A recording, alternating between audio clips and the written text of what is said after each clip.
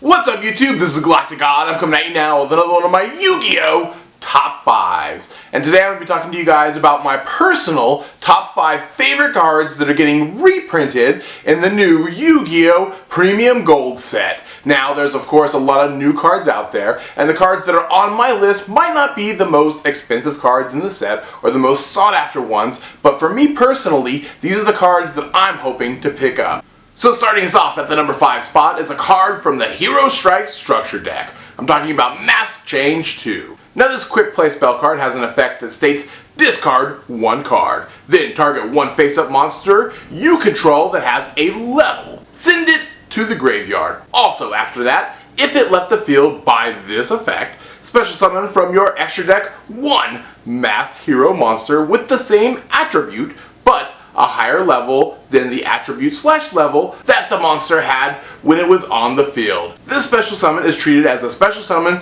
with Mask Change, and you can only activate one Mask Change 2 per turn. Now this card quickly became very popular and was widely used throughout the format when it was released in many decks besides that of Heroes. Being able to splash Dark Law into any dark attribute type deck was definitely very helpful for many archetypes. And the fact that this card is now available to us in holographic form for the duelists out there who love to bling out their decks is just one of many reasons why this card made my list. Coming in at the number 4 spot is a card that was released in the Duelist Alliance set, the Monarch Storm IV. Now this quick play spell card has an effect that states once during this turn, if you attribute a monster for a tribute summon, you contribute one monster your opponent controls as if you controlled it. You can only activate one Monarch Storm IV per turn, and during the turn you activate this card, you cannot special summon monsters from the extra deck. And for those of you guys who have been longtime subscribers to my channel, you will know that the Monarch archetype is one that I truly enjoy dueling with. Both that of the old school build and the new one that was recently released to us.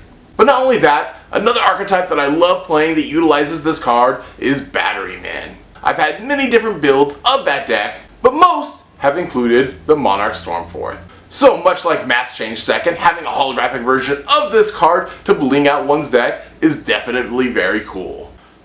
Coming in at the number 3 spot is a card that was released in Clash of Rebellions. I'm talking about Archfiend Eccentric. Now this level 3 light fiend pendulum type monster with an attack of 800 and a defense of 1000 has a pendulum effect that states you can target one other spell card on the field. Destroy both it and this card. You can only activate this effect of Archfiend Eccentric once per turn. It also has a monster effect that states you contribute this card, then target one monster on the field and destroy it. You can only use this effect of Archfiend Eccentric once per turn as well. Now when Archfiend Eccentric was released, it instantly became pretty much a staple in just about any pendulum deck.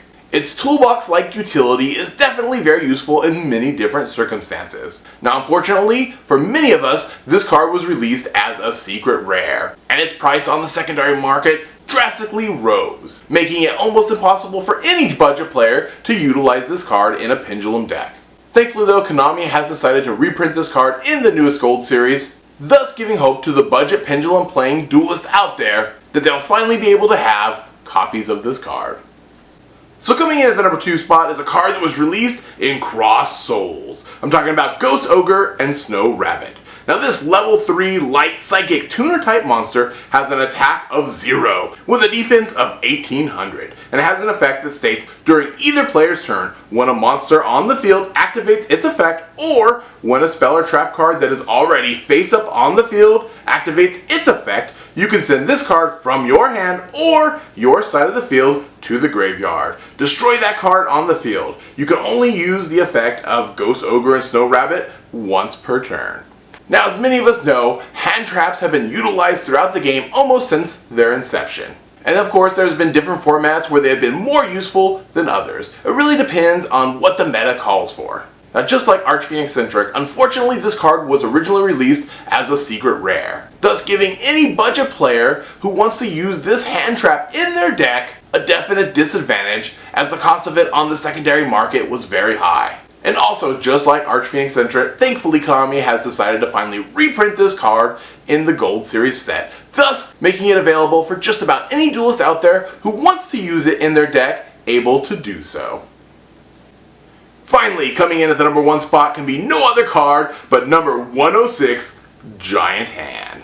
This former YCS prize card is a rank 4 Earth Rock type Xyz monster with an attack of 2000 and a defense of 2000. It requires only 2 level 4 monsters, so it is a generic Xyz. It has an effect that states during either player's turn when a monster effect is activated on your opponent's side of the field, except during the damage step, you can detach 2 Xyz materials from this card, then target 1 effect monster your opponent controls. While this card is face up on the field, that effect monster's effects are negated.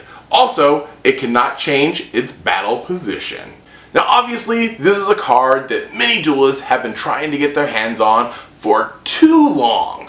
We all know that YCS prize cards do take a little bit longer than normal to get reprints, but this card seems to exceed even that time limit. Since it is a generic rank 4, it can really pretty much be utilized in just about any deck that can make rank 4 Xyz. And since that's currently the most utilized rank in all of the Xyz, this card will be a great addition to many people's extra decks. My only complaint about this whole thing is that I really wish this card would have gotten released to us a lot sooner.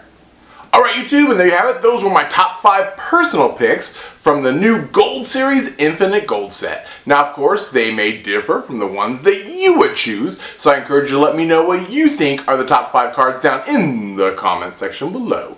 And I guess that's going to do it for now. This is GalacticGod.